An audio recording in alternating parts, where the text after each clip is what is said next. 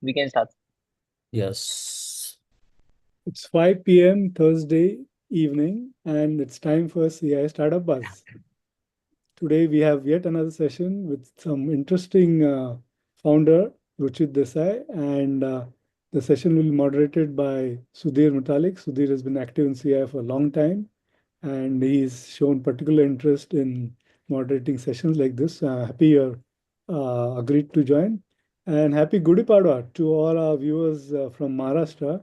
Today is auspicious day, an important day, and I'm glad Sudhir agreed on this day where people spend time more with their family to join with the larger family of CII. Remember, every Thursday we get a topic which is relevant to the startup industry, startup ecosystem. Today is the 39th session. All our sessions are recorded and put live on YouTube. They're 45 minutes each. You can check them out. Each of them is a gem in itself. With those opening words, I hand it over to Sudhir. Over to you, Sudhir. So, good evening, everyone, and welcome to CII Western Region's Startup Buzz. It's a very interesting activity and it's a great movement, I would say. So, today's theme is cracking India's procurement problem. I can see that it's both timely and critical. Let me begin my appreciating CII Startup Committee and especially Ninad and Ravi for curating this particular session. The choice of topic itself is very interesting. Procurement is such a critical function, but it is often not given the importance it truly deserves whatever it deserves in the overall business processes. Procurement in many ways is the silent backbone of manufacturing and enterprise growth. Traditionally has been seen as a support function, though. But in reality, it is the nervous system of industry connecting demand, supply, cost, and quality. But in India, procurement remains largely fragmented, more relationship driven. That is what I personally experience. Last about 30 years in the business, and often inefficient. What we are now witnessing is a metamorphosis from manual reactive buying to intelligent platform driven procurement ecosystems. And this transformation is being led not by legacy systems, but by young entrepreneurs who are reimagining the space from first principles. So today we have with us such an entrepreneur, Mr. Ruchi Desai of Procura, who is attempting to solve this very challenge, traditional procurement and so many, inefficiencies, relationship driven and all. So Ruchit is a founder of Procura, a tech-enabled procurement platform that is helping enterprises streamlining purchases, improve vendor management, and bring much needed structure to supply chains. Since 2021, Procura has scaled. Am I disturbing anyone? So Procura has scaled to over 250 enterprise clients across India. What makes his journey particularly insightful is his grounding in the real world. Before Procura, he built and scaled a very interesting hygiene manufacturing venture. I was really very much interested to know what he was doing in manufacturing. So giving him a 360-degree understanding of both supply and procurement challenges. So today we are not just hearing from a founder, we are hearing from someone who has experienced the problem firsthand and is now building solution for it. So welcome Ruchit, and also welcome to all the participants. So Ruchit, before I begin to ask you questions about Procura and your other activities, first let me ask, yeah, you are a Mumbai boy, huh? Hmm. Studied from the Mumbai Institute, you graduated. I mean, Hmm. we all are Gawwalas. We don't know the life of Mumbai, but we just keep imagining, that Mumbai and Bollywood and whatnot. Normally, it happens that, I mean, boys of your age will do graduation and then PG and try to go to US or maybe some, other countries, MBA and then a job there. I mean, instead of doing that, why did you, I mean, ये झमेले में पढ़ने की आवश्यकता क्या थी? Why did you want to start something on your own? We will talk about your startup and procurement and all at a later stage. But first, why did you want to, I mean, you should have joined a bank, a banker and all, but why starting something on your, why this adventurous journey? So that's a great question to start with. First of all, thank you so much, Sudhir sir. Thank you so much for having me and for inviting me and giving me this honor. I've always, reached out to mentors and guides to seek their words and, their insights. This is the first time I'm sitting on the other side, so you'll have to really help me out here. But yeah, to coming back to answer your question, why this? It never actually there was never an aim to end goal to that I will solve the procurement problems in the country. No, that's not how it works. It's very dreamy and it sounds good only in films and books. But the aim was to not do a job, rather, if I would say, rather than doing a business post college. One thing I was very clear with is that I cannot and I will not be ever be doing a job. So that is the route from where this entire journey stemmed. And because of that, immediately after college I started venturing into businesses. And like you said, we'll talk about the startup later on, but that was my very first sentiment. And having said that, the age and the generation in which I grew up, uh, startup is something which is our generation at least is very passionate about. And we are, you can say, the only the second generation for whom the opportunities have opened up more than what it was for our previous generations.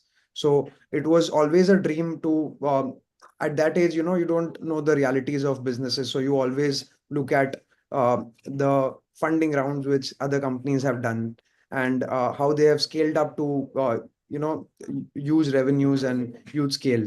And also, most importantly, the aim was to not be satisfied by anything. I think that is something which is my first learning and my last learning in business, is that uh, your thinking is what limits you. If Yeah. your thinking is limited, that is the max that you can achieve. Yeah, that is great.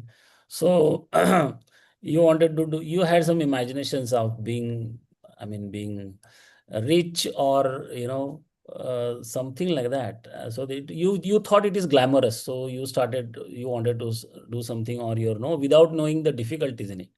That is what I could gather, but that's okay, no problem. Hmm. Let's stop here. Let us go to your, startup. So it is very interesting here. Procurement Hmm. is not a domain where normally people would like to do something. So Correct. what triggered the idea of Procura? And was it a personal pain point? Because before you started Procura, you also did something, Yeah.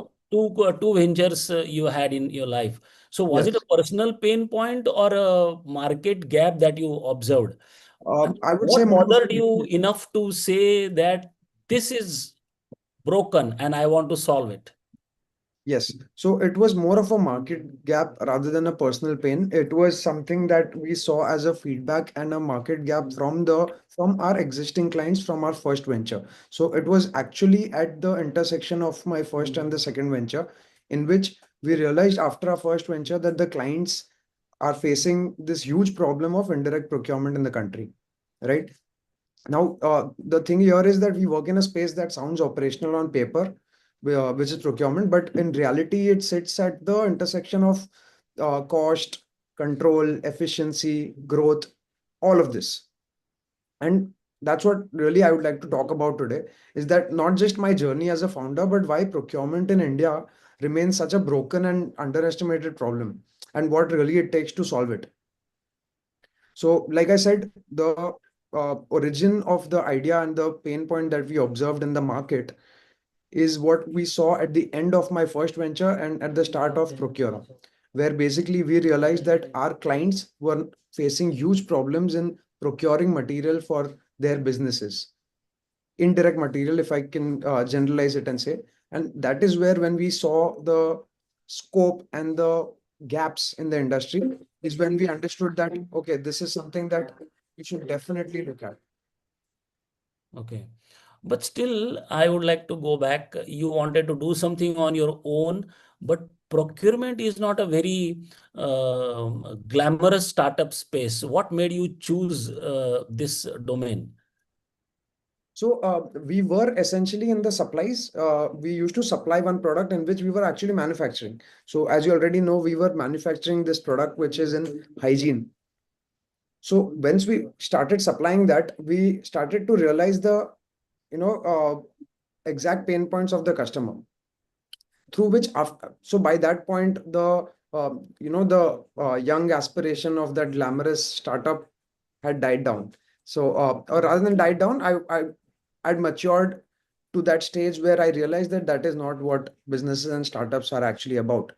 So by the time we had spent a decent, some decent business cycles in the first venture, we realized that the only thing that matters is which are the gaps in the market you can identify, what is the strategy that you are bringing in, and how much capital can you infuse in terms of solving this problem. So these three things combined made us realize that procura or indirect procurement in the country is something which, number one, scope. The scope itself is so huge that competition is not something that demotivates you. Second, the scope of the problem is so big that any solution you bring, any step forward is a step forward for the entire industry.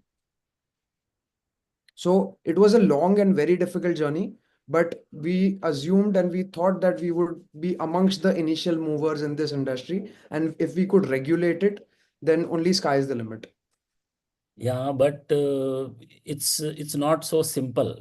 Entering into the domain of procurement is not simple. I mean, there Right. are 10 different reasons, but I can tell you the very first thing is, even today, I mean, like my experience also has been, most of the directors, most of the owners of the organizations, or maybe top management, senior people, they personally sign the purchase orders. Correct. That is because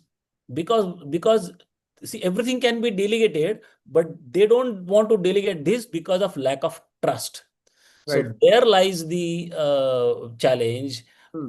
This is so how could you do that? I mean, what were the biggest challenges in building trust with the industrial customers? Do you realize that? I mean, do you agree with me that the lack of trust is the biggest problem, challenge? 100%. And going back to your very first point, that it's a very relationship-based industry. Yeah. And lack of trust is something which will kill you in this industry. You cannot survive without trust.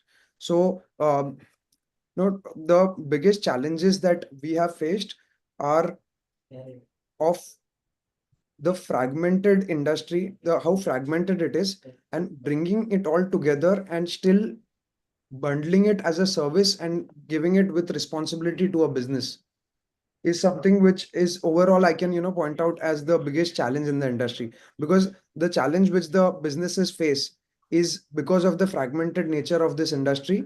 They do not get standardization, they do not get trustworthy partners, they do not get uh, they do not get their results what they desire on the time and with that quality. So the challenges majorly were in terms of providing or fulfilling that gap which the businesses are facing and when what the fragmented industry has to offer. So we try to create a channel through which if this fragmented industry is if we can somehow, add structure to it, standardize it, how much ever we can, one step at a time. And over here, sir, again, one step at a time is very important, because that is how, even though we have, I would like to say that we have scaled with, with speed. However, it was still one step at a time. We never jumped categories. We never jumped clients very easily. We took one step at a time. Every category, every product, every client, we did not rush. We made sure that we were solving one problem and only then moving on to the other. And that's continuously evolving. And I still feel that we have only touched only the surface of it. Yeah. So this is great. So one step at a time is the secret. This is how you push forward. That is okay, good. But from my experience, Ruchit, procurement in India works. It happens, but not always efficiently. There's a Correct. lot, I mean, as I said in the beginning, there's a lot of relationship, a lot of jugaad, and a lot of firefighting. Firefighting is especially in capital goods manufacturing, firefight people only work with firefighting only. So if you had to explain to this audience what are the three, or maybe what are the hidden inefficiencies we have just accepted as normal, two or three inefficiencies if you can identify. Okay, that's a good question. So, if I tell you about the inefficiencies, the first inefficiency in the market is about regional supplies, which I think we focused on a lot. So the biggest, in terms of regional supplies, if I narrow it down, I can say that standardization, right? So the biggest, even till date, the biggest businesses that I know of, even modern day business or traditional businesses, they do not focus, or they are not able to standardize their supplies in any way. If I'm a business sitting on a branch in Jammu and Kashmir, in Chennai, in Kolkata, and in Mumbai, till the time we got into the supplies of these businesses, none of them had in any way standardized their supplies. So what this does is, as a business, you don't get the cost advantage. You don't get the same product at each and every place of your business. So this is the very first inefficiency, which is a normal. Yeah. This is a normal in the industry, which is what these are the stereotypes, or these are the inefficiencies which we try to break. So even currently, what we do in our very first point of value addition is the standardization, in which I make sure pan India, anywhere the businesses, they get exactly the same product in any of their regions. Yeah, very interesting. So I fully agree with you that standardization is a problem. Lack of consistency. There's absolutely no consistency. Hmm. So that has a big impact on decision making. Hmm. But I mean, I don't. For many industries have been using ERP. We are talking about standardization. Hmm. Have been using ERP solution for procurement for decades now. Correct. Yet, why has procurement remained? You use the word fragmented. Why Hmm. has the procurement remained fragmented? Do you have any observations? I mean, any specific observations? So, if I talk about ERP, ERP is something, which is a norm, which is very common, and it solves the accounting and reporting aspect of the business. It never actually solved the procurement execution. So, obviously, there are modern day ERP solutions which even solve that, but it is built for control rather than, usability. Yeah. Say, right? So it is more designed for finance teams. It is not designed for operations team, as per my observations. It's designed for uh, very heavy workflows cannot be implemented through ERPs. And ERPs a lot of time assumes that there should be defined vendors, there should be fixed pricing, there should be standard SKUs, but that is not very true in the real world. This is all very dynamic. the vendor side is completely different and the ARP side is completely different. Mm-hmm. So, that is the main reason why I feel that the ERPs have not been able to solve the problem of procurement, because Support. they were not essentially meant to do that. They were meant to solve the accounting and finance problems. First is that. Second is the teams do not fully use it. As in terms of ground reality, if I tell you, it is only become an additional business software. Parallel excel चलते रहता है. Correct. They don't use it for their end-to-end, efficiency, to improve their processes, to check out the reports or the real-time analytics. All of that does not happen. Orders happen outside and get updated later in the ERP. I've seen that also happen. Hmm. Yeah, and when we talk about standardization and ERP like solutions and lack of consistency, Hmm. especially MSMEs have this problem. So Hmm. I just wanted to check with you, have you, I mean, in the product customer mix that you have, whether you have dealt with MSMEs and also large industries, and what is your experience, about their procurement behavior? Okay, so our customer mix is, if I tell you, majorly mid to large enterprises. Okay. And we actually focus on startups with growth a lot more, because on one hand there are traditional businesses who have had I like to say, who have matured in their procurement. If the companies who have spent 15 to 20 years have matured their procurement, they have their ways and their processes and their long-term vendors who supply to them, but not necessarily that they are growing that quickly where they need procurement partners. But Mm-hmm. I tell you about startups and mid-size industries, they need to focus on their growth, and they are not of the traditional mindset in which that they will follow the traditional processes. They are looking at procurement more from a solution and end result point of view, rather than a cost cutting exercise. Okay, interesting. Great. Hmm. So let's come to the main topic. How does Procura actually work, and what problem does it solve first for a customer? Hmm. So, yeah, if I sum it up in a very short way, we are aggregators for indirect procurement pan India for product supplies. We do not do service. We are essentially for product supplies.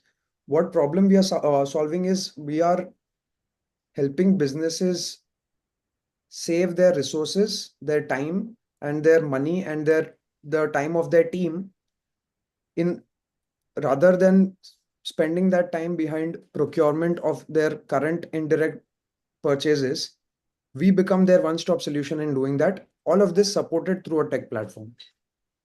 So the tech platform is very important in terms of visibility, because this is a very ops heavy industry, which is why what we do is we help with a one-stop solution to our businesses, in which they don't need to allocate separate resources for their procurement, and we do it for them with the last mile delivery pan India, be it tier 1, tier 2, tier 3, or even tier 4 cities. Mhm. This, having said that, this is again separately dealt with in terms of the nature of procurement. So Okay. additional expenditure is dealt with in a separate manner, where you have your annual contracts, and you have recurring requirement on a monthly basis. If you talk about the soft services, that is your housekeeping, hygiene, stationery purchase, pantry purchases, these all are operational expenditures of businesses, which are dealt separately in a different manner, where, like I said, there are annual contracts, and they are monthly recurring requirements. Coming to the second part, which is the capital expenditure. Capital expenditure is something where the businesses are not necessarily spending it every month, but the businesses which are growing, or they are opening a new outlet somewhere, or opening a new branch somewhere, or setting up a new warehouse or a factory, there they need to procure capital expenditure products. Mm. So there, the entire working and the supplies and the complete nature of procurement changes. So that is dealt separately, and again, that is very dynamic. And third, coming to you know, there are, if I can name a few. Then there are specialized requirements, especially imported products, or it can be the rest of the entire bouquet is of MRO, which is where you supply factory and warehouses. That is even more fragmented, and it's an industry in itself where balls, bearings, SKUs extremely small, and the list of products running into thousands is something which is required in this aspect. So across these three aspects, we try to standardize and provide all of these as a bundled service to the client, in which all they have to do is finalize the RFQ and finalize the list with us, and we make sure that they do not have to get into the procurement for the entire 1 year after that. Okay, interesting. Before I go to the next question, Anant, I can see there are so many questions in the chat box. I need your help. Another after 10 minutes, maybe we can take questions from the chat box. But in the meantime, you need to look into the chats and make a list maybe, and you can ask them one by one. Okay. Ruchit, I understand this. But you know why most of the industries, especially I come from capital goods manufacturing industry. So the biggest headache, is vendor development. And that is the reason why people would like to go with you. Hmm. Okay. Because finding sources is the most, difficult part of the entire procurement process. Right. But the work has to be in turn done by you, because I can offload it to you fine, but then you need to do your own vendor development. Hmm. So how do you onboard and manage vendors, Hmm. especially in the trust deficit ecosystem? Hmm. So, yeah, that's again, this is one of the most, underrated problems in our industry is vendor discovery or vendor development, which is the major crux of the problem. Yes. So, if I tell you honestly, our approach has been something which has been very unorthodox. So, where, others go at, you see numbers of, let's say, the India Marts and the Just Dials, or these businesses showing that we have these many vendors on board. We have taken a more of an unorthodox approach where, in fact, we rely on fewer vendors, and we look at deeper relationships. So that is how we rationalize. Basically, we don't look at building a bouquet or network of a huge number of vendors, but the ones we have, we look at building deeper relationships, building trust, like you said, where I am assured that if my partner is supplying me, and more than vendors, I like to call them as my partners, because they are the ones who essentially help me, in my business from end to end. So yeah, that is how we rationalize. We look at fewer vendors. We look at quality rather than the number of vendors that we have, and we try to build deeper relationships. And we standardize before we scale, actually. So we don't scale up and then come back to standardize ever. We fix the specifications, we fix the SKUs, we fix the network of our sourcing, and then we standardize, and then we set up the pricing benchmarks. So this completely removes the ambiguity which is there in the entire supply chain. So Yeah. even basic digitizations help, in the sense that currently, if you ask me, I have all my vendors listed on my portal with their contact details, with what products I'm buying from them at what price, if they are filing their GST returns on time, each and everything you have to analyze. And again, going back to my earlier point, this is not something that we've built overnight. We have made a lot of mistakes in choosing the wrong vendors, and understanding what goes behind the right relationship with a vendor. And only then we have reached a stage where we can be sure, and we can guarantee our clients that we have this expertise, because of which we can give that kind of a service to our clients. Interesting.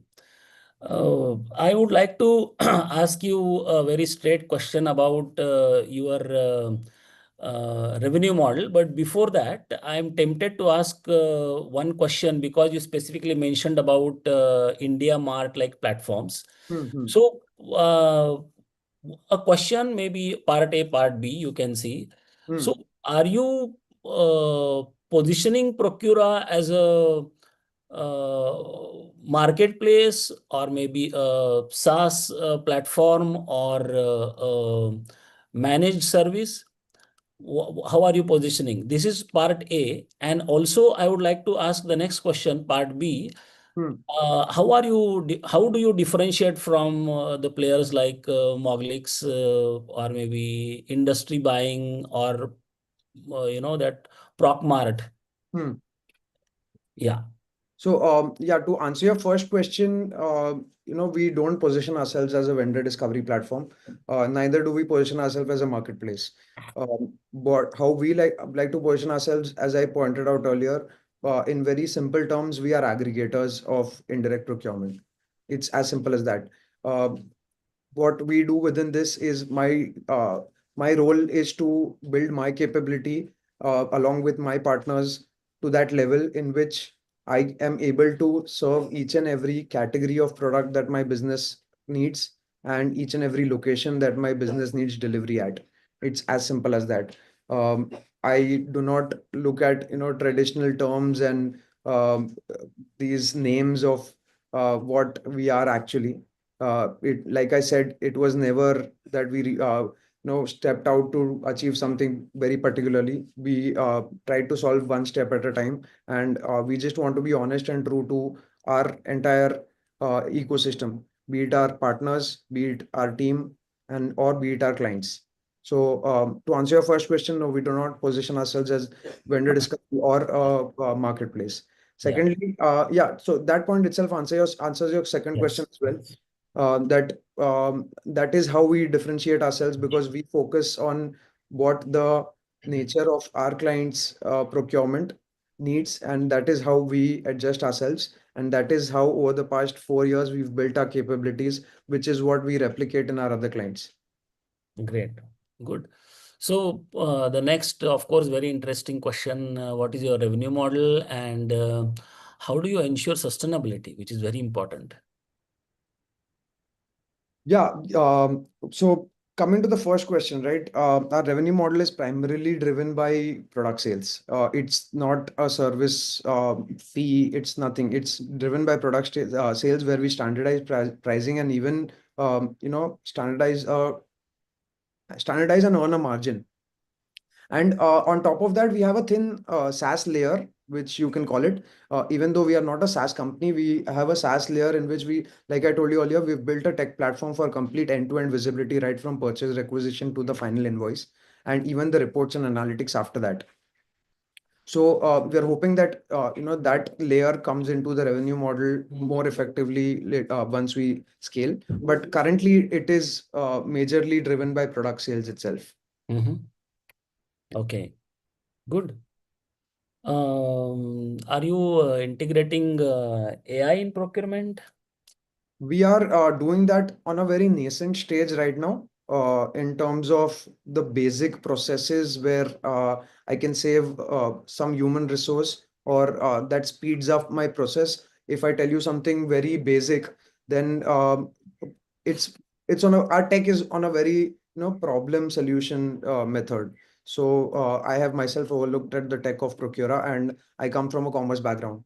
I Mhm. don't have any tech background. So it has been very problem solution based product building. So for example, right? So if I get a purchase order from a client, it takes me anywhere between 15 to 20 minutes to uh, fill in all the details of my PO into my system or my ERP or my software or anything that you like to call it. So we built a small AI bot in which directly pulls the entire data from a PO and creates an order. Mhm. So this is a very small thing that we Or implemented, but initial many small stage. such AI steps we have taken baby steps. But I Mhm. wouldn't call it an AI integrated software till now. But yeah, we have taken baby steps in which we are improving our current processes with the help of AI. Yeah. But definitely it's very exciting because this industry needs automation more than any other Mhm. industry. And we'd like to build more and more aspects of AI into our business. But again, not just for namesake, where it actually solves a problem. Yes. That is interesting. But tell me what role does the data and analytics play in the procurement decisions on your platform? Oh, huge role, huge role. So, in fact, that is about everything. I tell my clients exactly this. So, if I tell you, so every procurement head or every person sitting in a client's office always has to cut cost, right? They want to reduce their budget. That's essentially what we all face in terms of procurement. So, the answer to your question is that how we like to solve it is we tend to do it with better options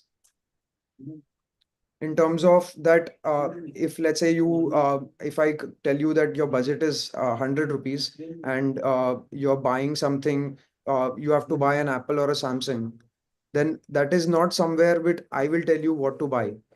It is you who will decide what you have to buy, and only through data and analytics is where you can save your make your savings, not rather than saving money or negotiating on a product. I strongly believe that only when you look at what are the patterns in which you are buying, only when you look at if you're ordering too frequently or you're stocking up too much, these are the things we have to maintain a balance in all of this. So we regularly look at all of these metrics, that what is your location wise procurement, what is your, how frequently are you ordering. These are aspects of data and analytics which will really help you in terms of improving your own budget, in terms of saving costs for the company without even cutting down the cost of any individual products. Yes, right. So the balancing of stocks is very important in the entire. And pattern recognition more than anything. That is So very when you talk about data and analytics, it's majorly about pattern recognition. So once you have some data flowing in terms of what your procuring, how much and where, that data itself will give you the answers. You don't even need to look at you don't need to ask the questions. The data itself talks to you. Yeah, that's right. So, Ruchit, do you think one day these, or maybe eventually, procurement platforms will dictate pricing power? Hmm, Not really. In fact, I would say they won't be dictating the pricing power because that is not the role of procurement platforms. Okay. The procurement platform's role is not to dictate the pricing rather than to indicate you. So it Mhm. would be more indicative that this is the data that is flowing in. This is the price point at which will help you. This is the stage or this is the quarter of the year where you can maybe procure, and this is where you need to dial down, or this is where you need to double down on your procurement. So it will be more indicative rather than dictating of a power. Great. That is very interesting. So, I need not worry about procurement platforms dictating their terms one day. Yeah, that's great. I don't think so. So, tell me about your journey. What has been your growth journey so far as Procura is concerned, and key milestones you would like to share with us all? Yeah, so in very short, if I tell you, so our first venture was essentially into hygiene manufacturing, in which we were manufacturing only one product, and we were trying to scale it pan India, even abroad, and which we were able to do. And this was back in 2017. And the next big milestone came in 2018 itself, when we realized the scope of that product, and we started manufacturing. We had a patent of the product in India. Post that, we scaled it up for another 3 years till up until 2021. 2021 was another milestone where, like I said, at the end of that 3 year business cycle in Purec Hygiene, where we were building a product and supplying it, we got feedback and realized this through our clients, the challenges in the indirect procurement industry, which is when in the year 2021, we started building and we got the idea of Procura, where we realized that the indirect procurement space in the country is facing huge gaps, which if we can start solving, which one step at a time, which we started back then it will really help us scale. Secondly, solve this gap in the market. So that is essentially how that was another milestone, 2021. Post 2021, honestly, sir, I wouldn't be able to point out because every day has been a milestone. Because you know this industry, it has taught me Yeah. something new every day. But Yeah. one of the milestones I would say is in 2023, we launched our tech platform, which has really, really helped us.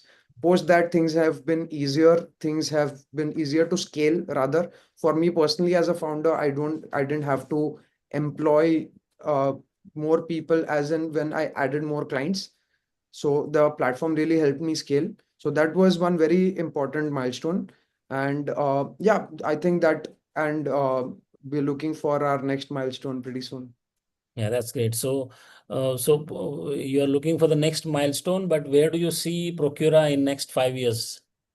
So yeah, in terms of the next 5 years, like I said, we are really building on our MRO category, which we really hope to scale. I've already spoken about making the layer of SaaS better in our company. That is something which we'll focus on. MRO is something that another thing which we'll focus on, and some of the continuous processes of building a more reliable and better vendor network, and making better relationships with our clients, where we make sure that the businesses which we onboard on a daily basis, they stick to us for a longer period of time, and also get better and better and more categories of products from our clients, through which we are able to build our economies of scale. That's great. My best wishes with you. So before we go to the questions that we have received, we go to Ananta and see the questions in the chat box. Hmm. Mr. Ninad Karpe. Na? Ninad Karpe is our role model for Hmm. conducting such sessions, and he always ends with interesting, rapid fire. So I will have maybe 2 or 3 questions. I may not be as good as Mr. Ninad Karpe is, but still rapid fire, or 3, 4 questions. So Sure. one word for traditional procurement in India.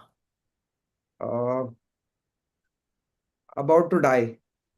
Oh, about to die? Hmm. Alarming situation.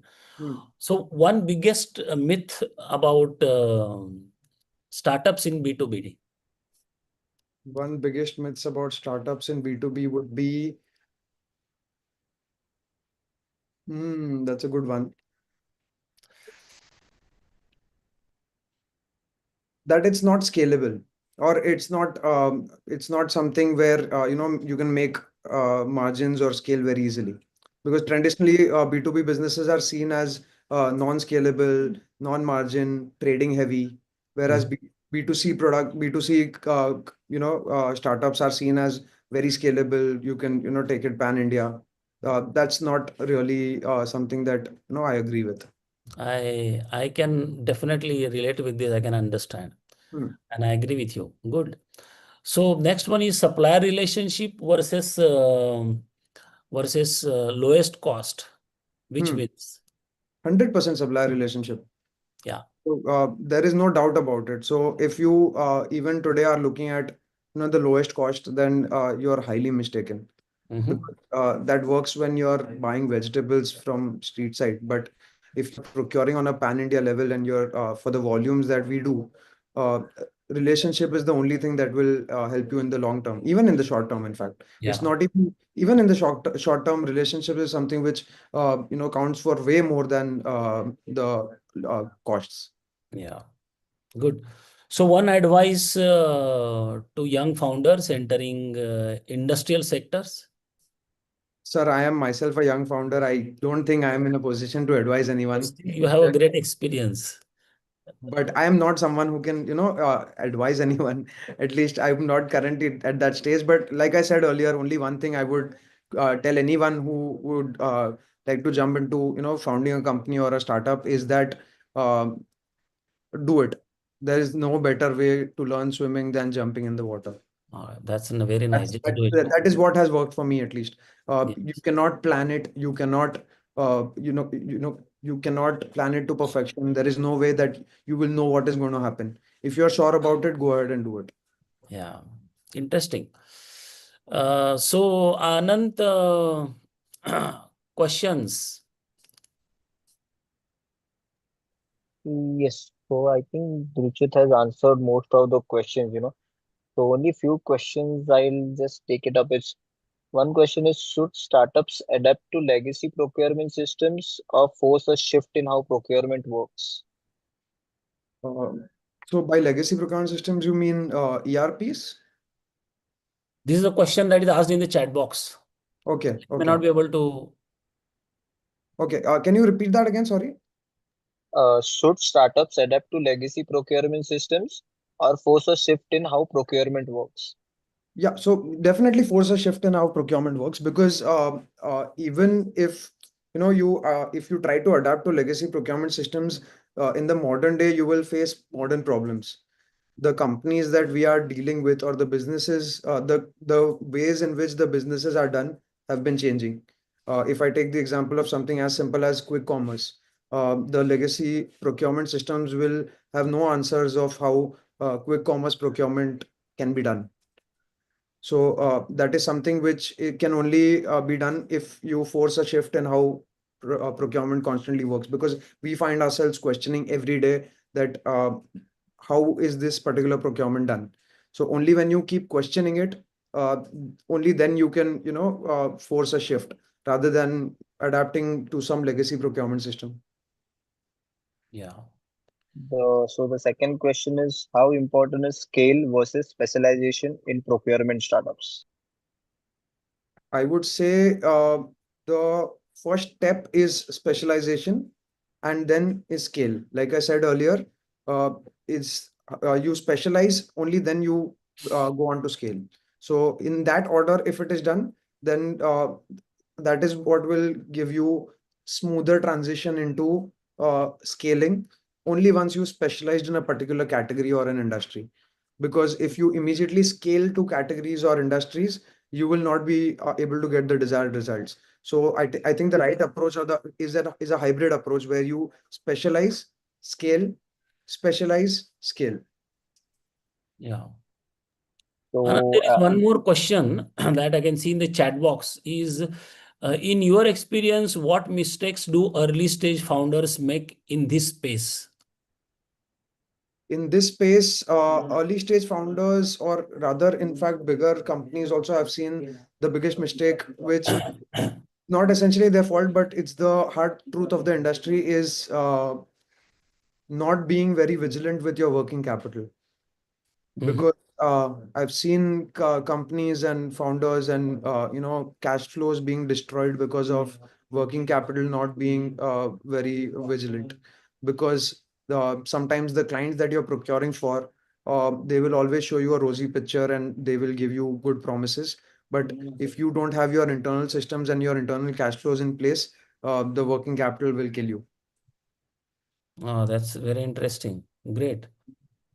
What are the biggest roadblocks startups face in while selling large procurement systems? I think, uh, yeah, I think you have answered most of the questions during our conversation.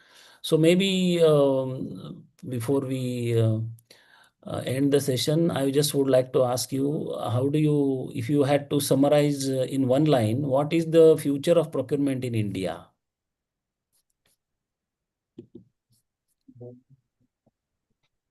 If I had to summarize in one line, I would say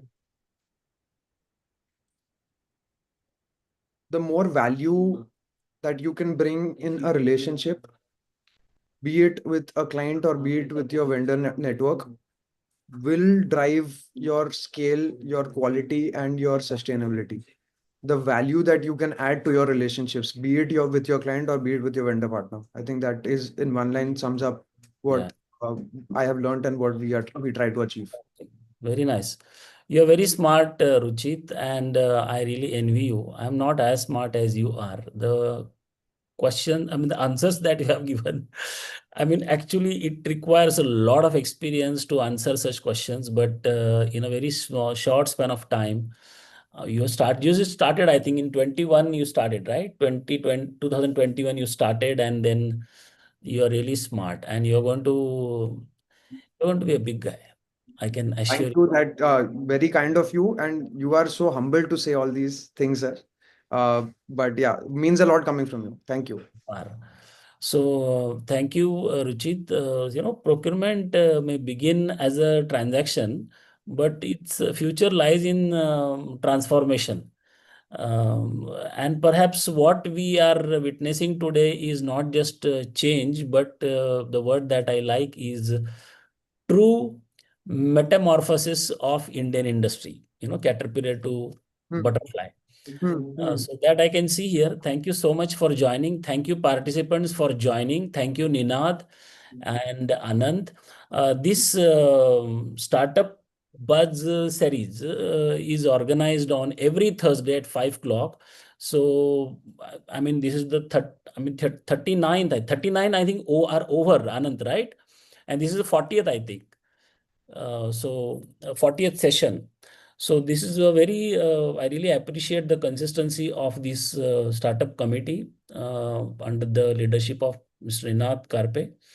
And see you again in the next session on Thursday at 5 p.m. Thank you so much. Thank Thank you you. so much, Sudhir sir. It has been an honor. Thank you, everyone. Thank you, Ninad sir. Means a lot to be here. Yes. Okay. Bye bye. Thank you. Anand, anything specific that I have to do now? No, that's it. We'll Okay. end it. Thank you so much. Ruchi, thank you so much. All the best wishes to you. Thank you so much. Bye bye.